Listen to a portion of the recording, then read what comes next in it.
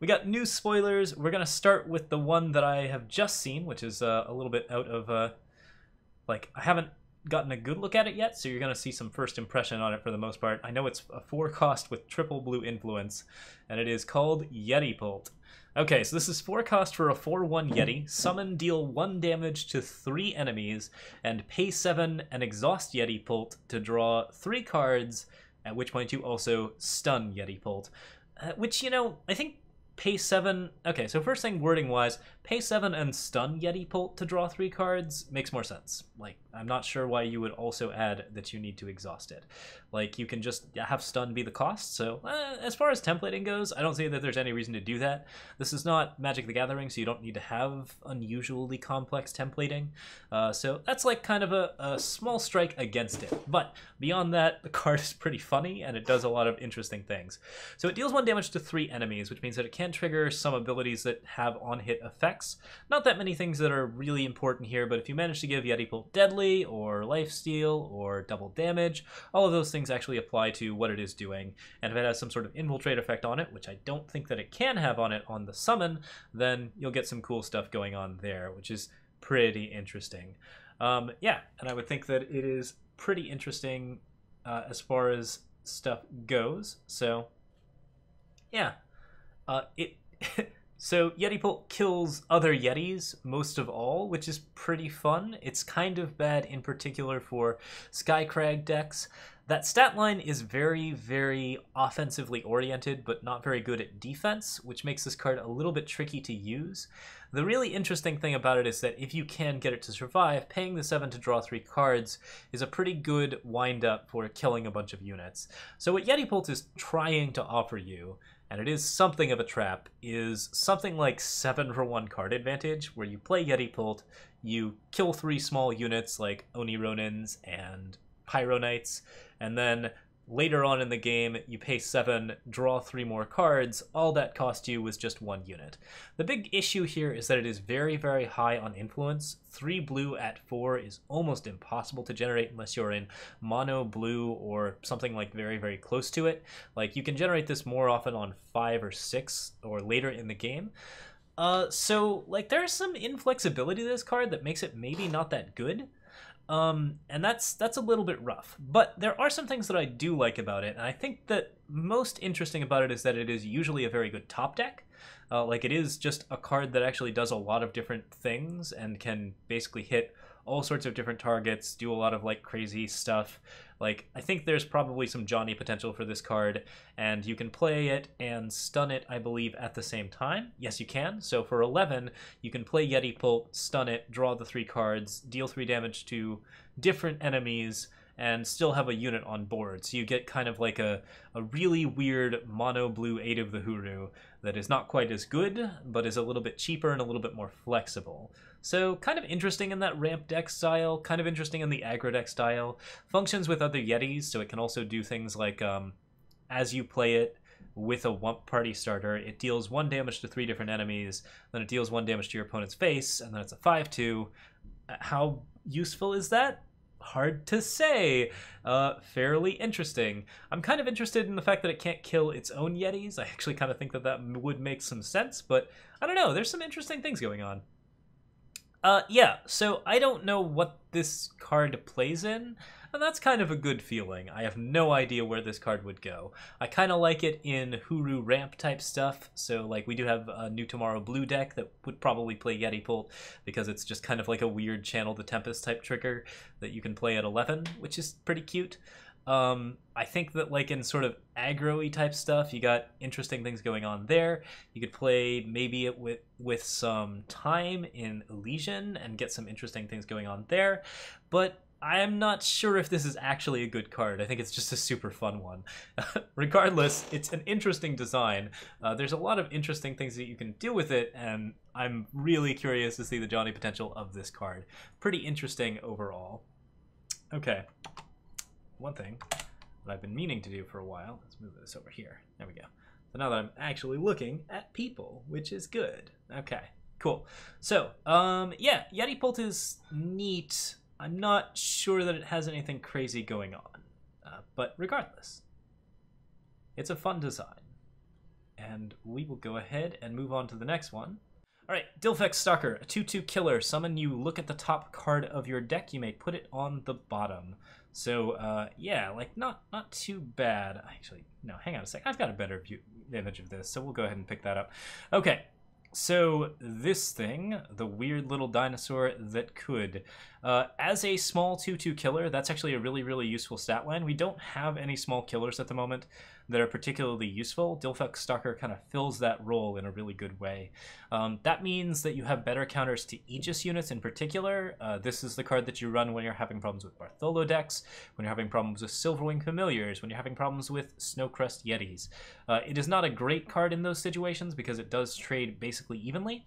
And that's sort of the weakness of Dillophix Stalker, is that if you aren't playing it in a high synergy deck, then Dillophix Stalker is usually only going to trade even or down.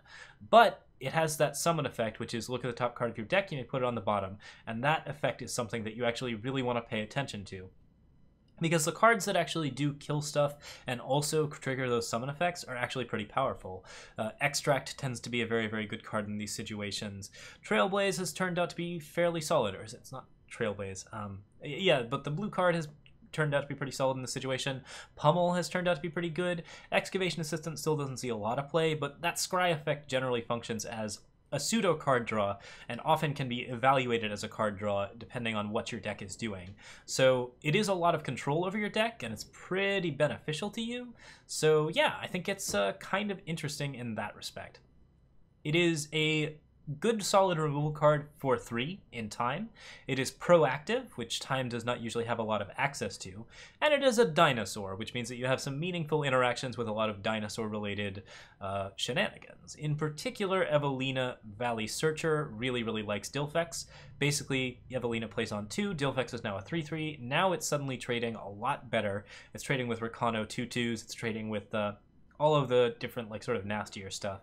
And if you make the dinosaurs bigger and bigger, Dillophix Stalker continues to be relevant more and more often.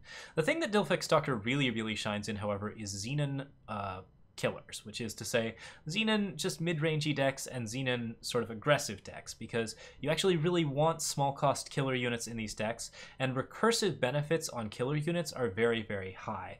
Putting a Dark Return on a Dillophix Stalker means that you get to kill a larger unit, but also that you get to reuse that killer effect to kill basically better stuff.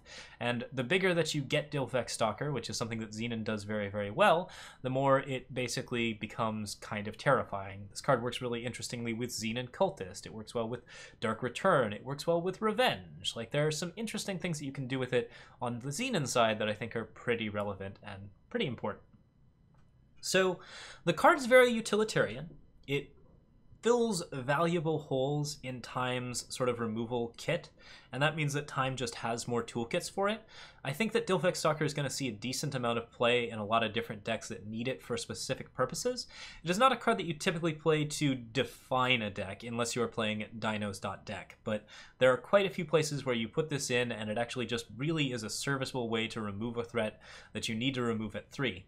And that is often just a better thing to be doing than playing, say, a Combre healer or trying to set up something to just gain like a little bit of life. If you're being proactive, you can get rid of threats that are really, really dangerous to you. And you can also kill a lot of the smaller units that are like fairly aggressive, like Minotaur Oathkeeper, or like anything that's a 1/1 that's kind of just nasty. Dillophix Stalker deals with that at least in a pretty decent way. I think he's most strong when played with Evelina, but he doesn't do that many other things, so that's kind of the whole deal. And overall, like, not a bad card at all. Fairly interesting. I do like him quite a bit. And if I resave this, is this going to get bigger? Yep, yeah, see, I was missing the high-quality card art. Fair enough. Alright. Well,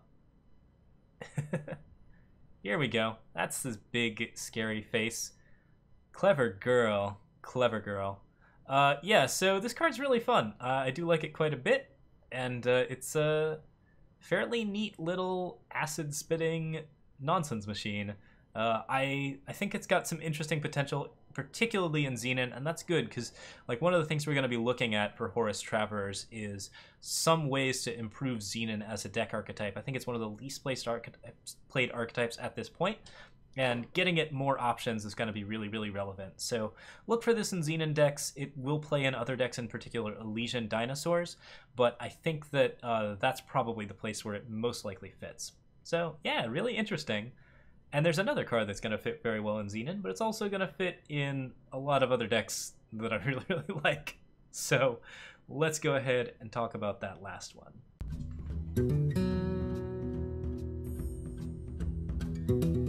We Power Stone now, boys.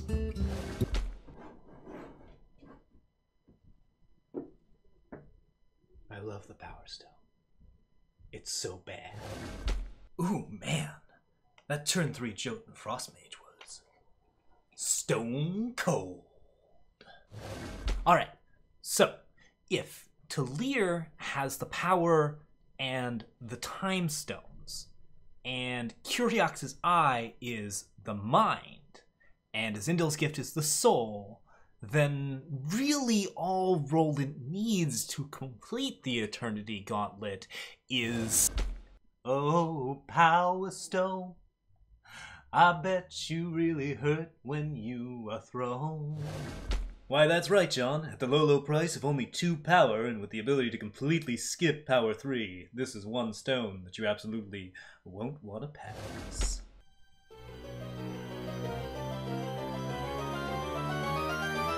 I got a rock!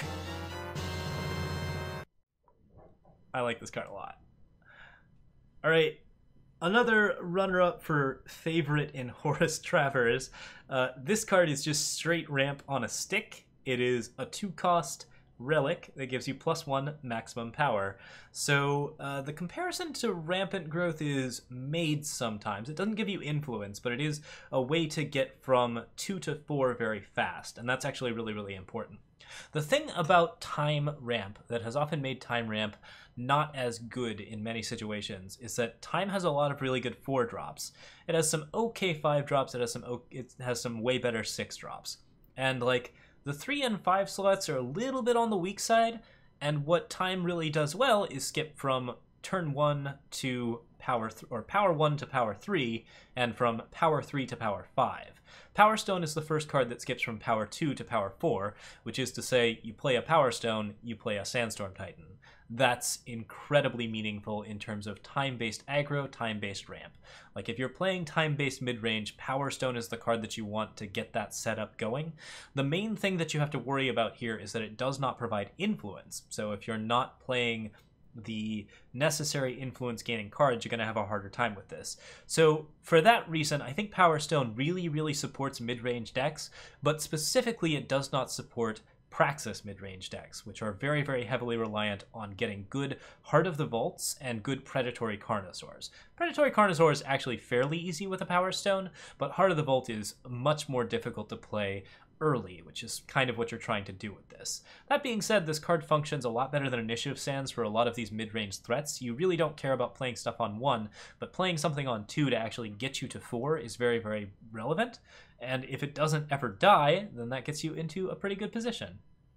Now, there is good Relicate out in Eternal at the moment. Banish is doing pretty well. Shatterglass Mage is doing pretty well. And there's a new Huru Relic Destroyer that we don't know what does, but punishes you for having relics in some particular way. So, like, I think there are ways that Power Stone can come back to bite you, especially since all of those cards, with the exception of Banish, actually have some sort of relevant hook to them where they actually get a lot of benefit out of destroying your stuff. But nonetheless, this is kind of like a pretty good card for getting you into good position. And if your opponent is spending time destroying your relics, you might actually be getting a lot of extra value out of that. So a Banish on a Power Stone is not a Banish on a Sandstorm Titan, which means that Banish is not the greatest matchup for Power Stone, and in fact trades downwards. But Shatterglass Mage you gotta worry about, and whatever that Huru card is, you gotta worry about that. Other cool things going on here. Power Stone presents really, really, really good ramp options. Play Mono Time in this particular setup, and you get some really good results. Initiative Sands on 1, Power Stone on 2, Initiative Sands on 3, I think. Oh wait, no, it's Initiative Sands on 1, Initiative Sands and a Power Stone on 2, Predatory Carnosaur on 3. Like, that seems pretty good. could be really relevant if you're trying to get a sort of time-based aggro deck going. And if you want to go like straight into your mid-range, into your 4 and 6 drops, that's something that you can definitely do. This card will allow you to play Talir more aggressively, which is really, really nice. It'll allow you to play Mystic Ascendant more aggressively, which is really, really nice. There's a lot of good time cards that are pretty well worth playing. Twin Brood Sauropod gives you a ton of value. There's, of course, the Sandstorm Titan. There's dinosaurs everywhere and every when. Like, Power Stone gets you to all of those really, really well. Reliable +1 maximum power is pretty good in terms of just relic-based setup.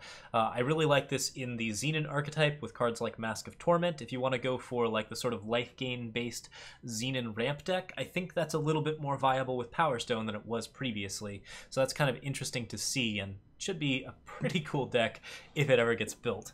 Beyond that, like, yeah, I think it's got good lineups in Elysian, it's got good lineups in Xenon, and it's pretty okay in Cambrai as well, because Cambrai big stuff doesn't have a terribly high amount of influence requirements, and also just really wants to ramp up to those harsh rules and ramp up to those Iron Thorns. So if you can get your Power Stones and your Initiates getting you up to Martial Iron Thorn on like turn 3, that's not a bad way to sort of get ramping. So yeah, interesting things to be doing there. If you're playing decks that are 2 colors and heavy on banners and seats, Power Stone does a lot of work.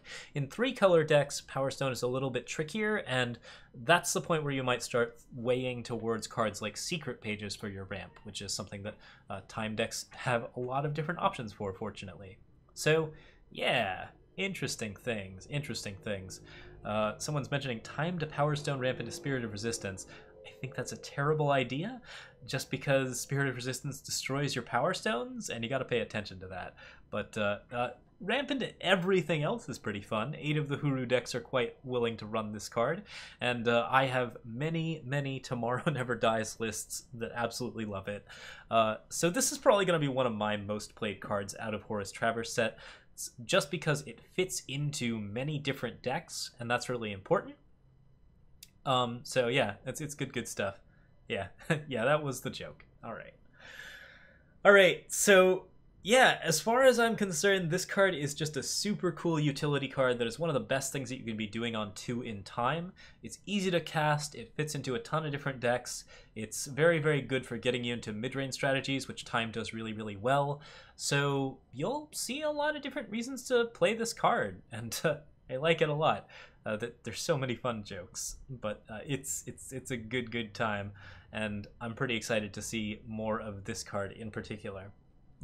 Okay, the last bit of news that we seem to have about Horus Travers is that tomorrow, which may actually be today by the time that I release the YouTube video, is a patch day. So we can probably expect the Tale of Horus Travers to be out at some point in the next 24 hours. I will be playing it on stream as soon as I can, which will be around 7 PST as always. That's usually when I get back from work. But I will definitely be pretty excited to see people there. So if you want to tune in for that, that'll be really, really fun. I'm really excited to see all of the remaining cards for Horus Travers. I'm excited to see what kind of impact they have on the meta, and I'm really excited to play the campaign. I think that the story missions could be really interesting. I'm pretty excited to see what the people that I know at DWD and just the whole team has come up with in general. So I'm pretty psyched. It's going to be a fun time. All right. So that is it for the spoiler breakdown. These ones are pretty simple cards. They're all pretty good. They all fit kind of in interesting places. Yeti Pult is probably the weirdest and the most interesting. Power Stone has the most utility. And Dillophix Stalker is like just a really, really good sort of slot in to make time more proactive. And that's my thoughts on those. So for the YouTube folks, thank you so much for watching, and I will see you next time. For the Twitch folks, more Eternal incoming.